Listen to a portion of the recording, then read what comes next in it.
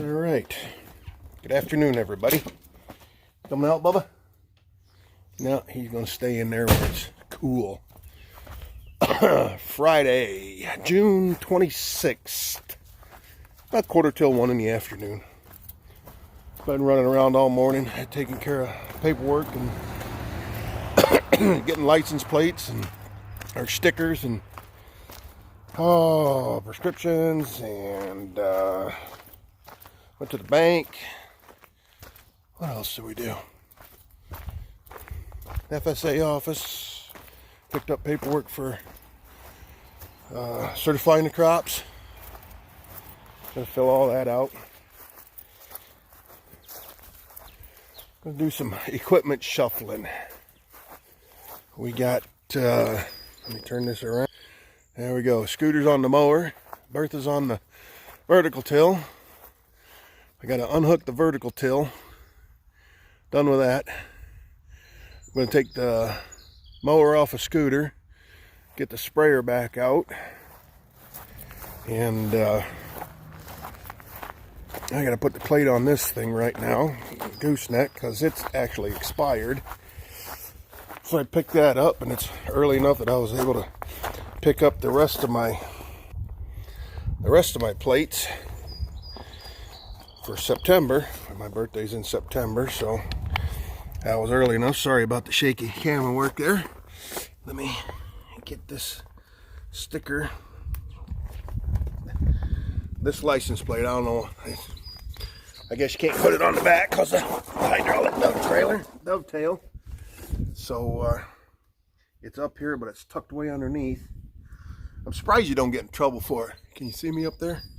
I'm actually sitting on the ground under the back of the side of the trailer so I can put my sticker on.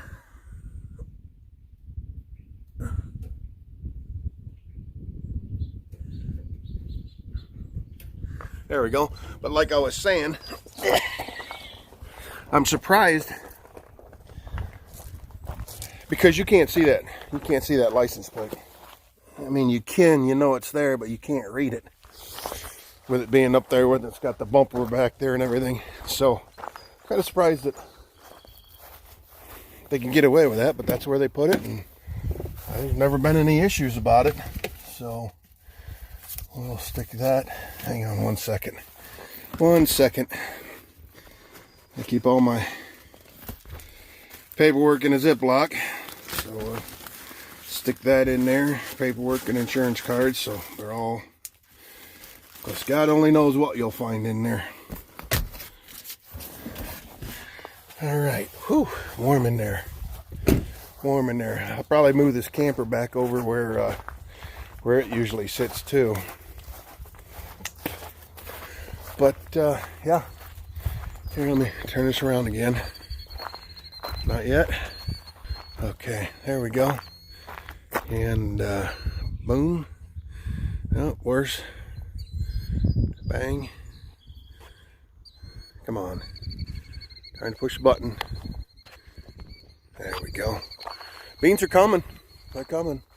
We only ended up with about 3/10 of rain out of that deal. I know a few miles to the south, a buddy of mine down there, he texted me the other day and said, how much rain did you get? 3/10. He got 6. So good for him. We could use another inch or an inch. So yeah, we'll get this barn opened up and do some equipment shuffling. I still haven't unloaded the beans out of the Great Plains yet. It's probably, I'd have to say 2/3 full.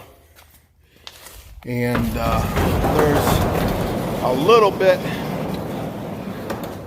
in this wagon back here. Just maybe 3 bushels, 3 or 4 units, I should say. It's not bushels anymore when it's seed.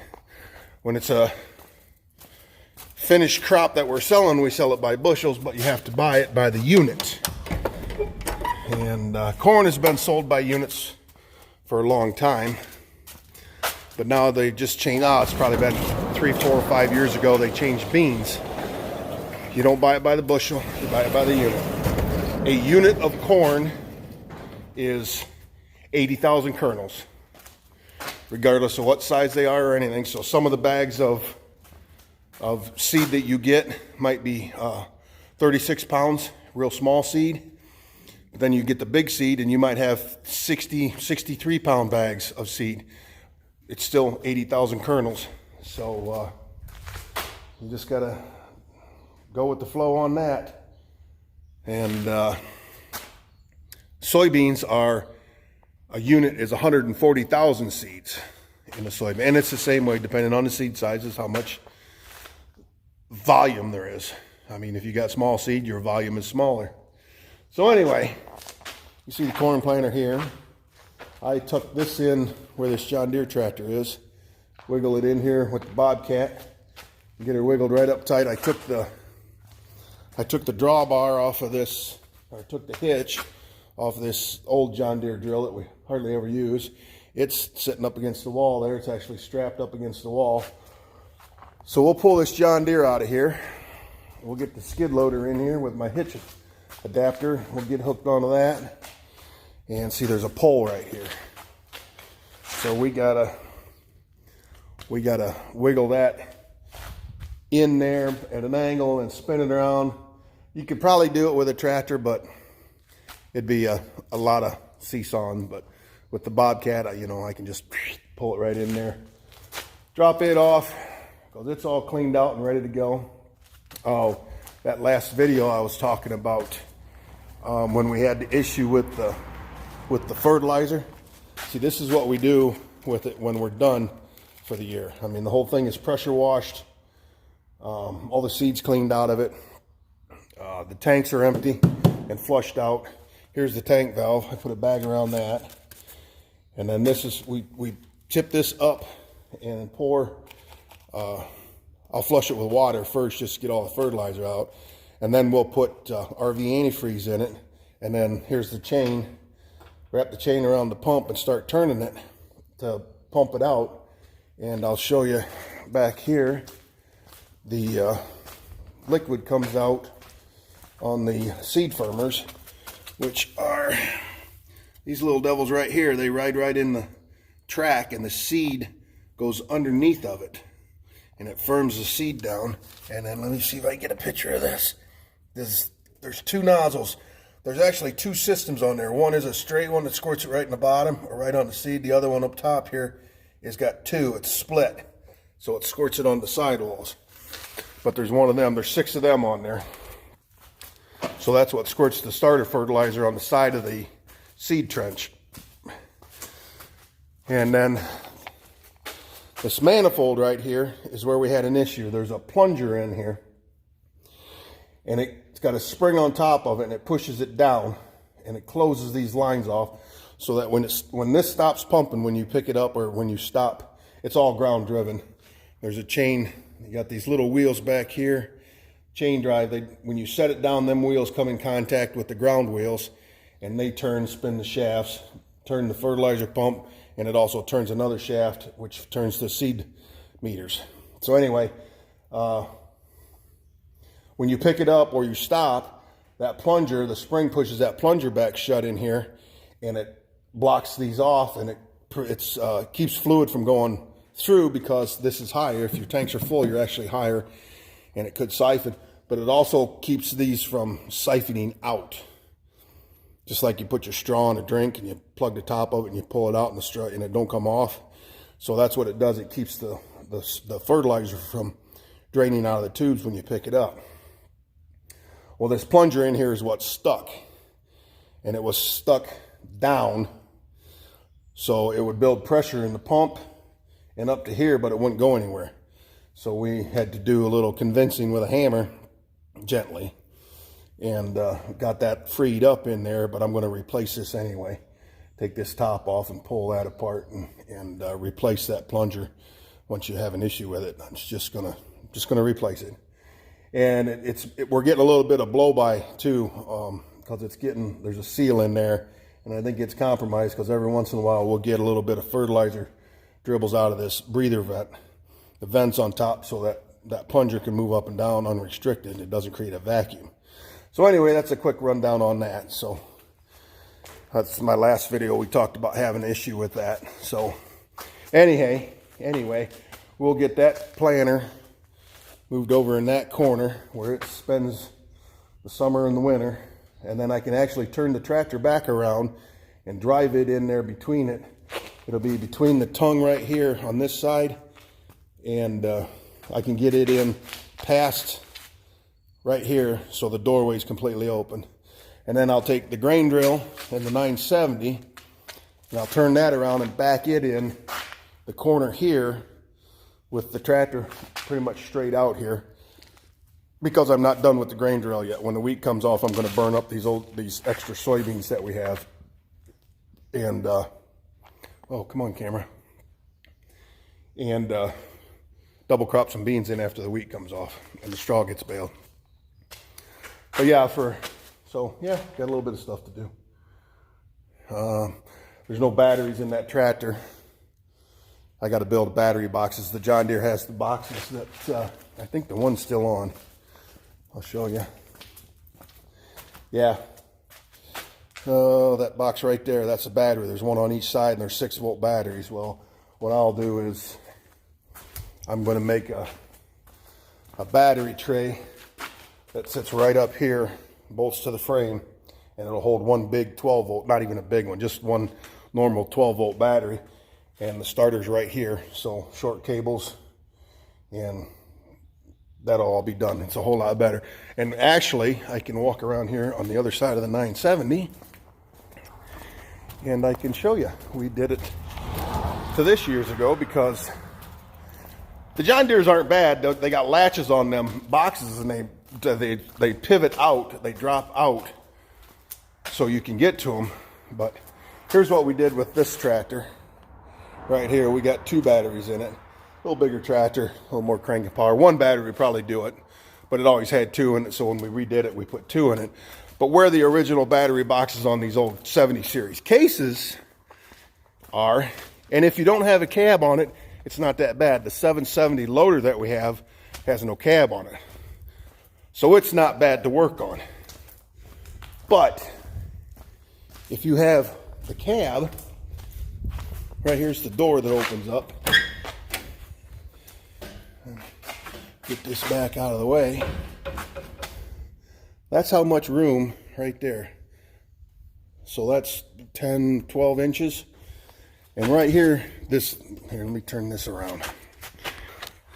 See, here's the actual battery box right there. And you've got a panel, these wrenches. This panel right here, you can see this seam. It goes that way, it goes back there. You'd lift this off to get the batteries, just to get the cables and stuff off, and it just gets full of crap. And then you can lower the box down and slide it out to get the, but you got to get it loosened up from in there. So it's a big pain in the butt. So we built them, and it's on this side of the tractor. It's on this side of the tractor, and the starter's on the other side. So you got cables running all the way under the cab to the batteries on the other side, or to the starter on the other side. Let me get this straight. So like I said, we built them battery boxes. So that's my plan for the old John Deere here. Build me a battery box right here, bolt it right to the frame. You can still get to the step right here for getting on and off of it. Had it running last year, and we were picking up some straw bales that we baled out here. I bale a few of them every year just to put around the house. And we just pulling a wagon around with it, picking up bales, and it got hot, started bubbling, started losing antifreeze out the overflow. And I mean, it runs fine. It runs fine, smokes a little bit, but that's from sitting around all this time. But I think the thermostat stuck on it because she was overheating and bubbling out. So yeah, so I'll get a thermostat in it. It's got an issue over here on this side too. Somebody, as you can see right here, they JB welded the fuel pump. They broke the fuel pump on it, and JB welded it back together. So I need to get a new fuel pump because it leaks a little bit, it just slobbers a little bit. So we'll get a fuel pump, a thermostat. It's really actually in pretty good shape. Sheet metal is good, except right here on the hood, it's got a couple of dings, a couple of dents. Side panel, it looks like a dent, but it's not. Well, there's a little bit of a bow there. But the rest of the hood's good. The cowl is pretty good. We do have the side panels. She does have the side panels for it, and they're in good shape. I took the one battery box off the other side. Here's the other one, and there's actually still a battery in there. But they're rusted out on the bottom. So, but it's got, has the weight brackets for the front, but they got broke. The bolts got broke, and somebody tried to drill and tap them to get them out. So to put the weight brackets back on and the front end weights, I'd have to do a little bit of work, but we're not going to use it for anything like that. It's got weights on the outside. It's got the cast iron centers, so there's a lot of weight there. And then it's got two wheel weights on each side. I'll bet them are probably 100-pound weights. I'm not sure. Might take them off. Don't need them. So not for what we're going to do with it. If we use it, it'll just be like a utility tractor. Hang on, my shoe come untied. And yeah, I got my tennis shoes on. Believe it or not, look.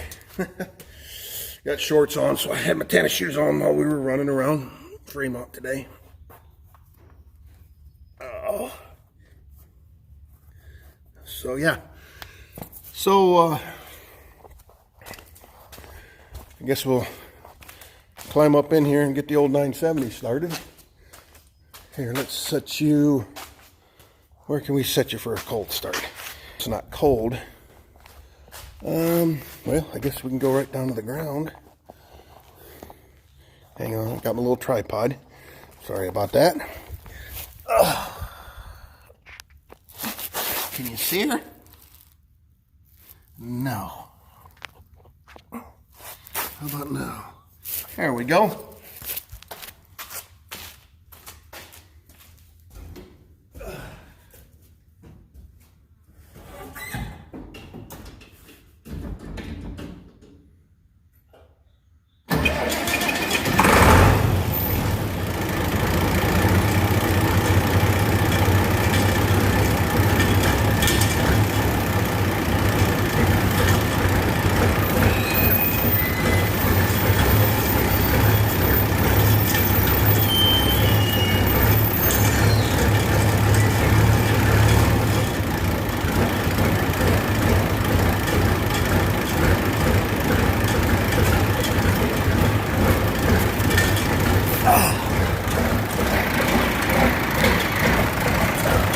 All right, started right up.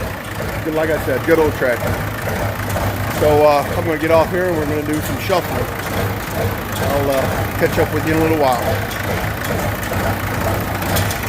All right, well, I got the mower over there. I dropped it off a scooter, but before I did, I came over here and mowed off this tall stuff here where there used to be a corn crib pad. You can see that one there. There's another one down there. There was 3 of them here. They weren't quite big enough and built heavy enough for the grain bins, which are going to go up here. So I come back here and mowed these weeds down. So I'm going to go actually get the Bobcat. Turn around. There we go. So I'm actually going to get the Bobcat out and level that all off in there. And I think I'll park the vertical till back in there. As far as the field cultivator and the rolling harrow, not sure. I'm thinking about parking it over here in this stuff I mowed there, because that stuff won't be used until maybe this fall. Probably not though. So anyway, we'll get the Bobcat out and we'll get after that.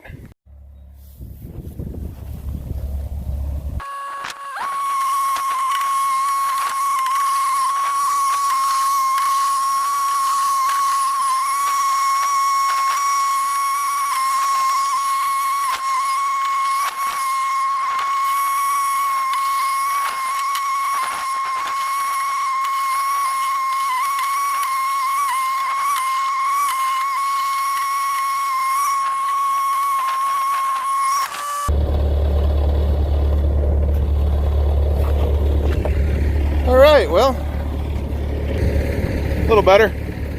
Got these big wads of grass over here.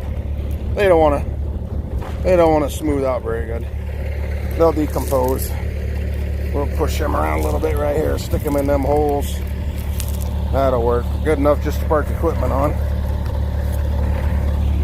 So yeah, all right, we'll put the Bobcat away and start moving a few tractors around. Sounds like a plan. Well, I'm going to split this video here. Getting kind of long-winded. And so this will be part one. And thanks for watching, everybody. I appreciate it. And stay tuned for part two. Thanks again.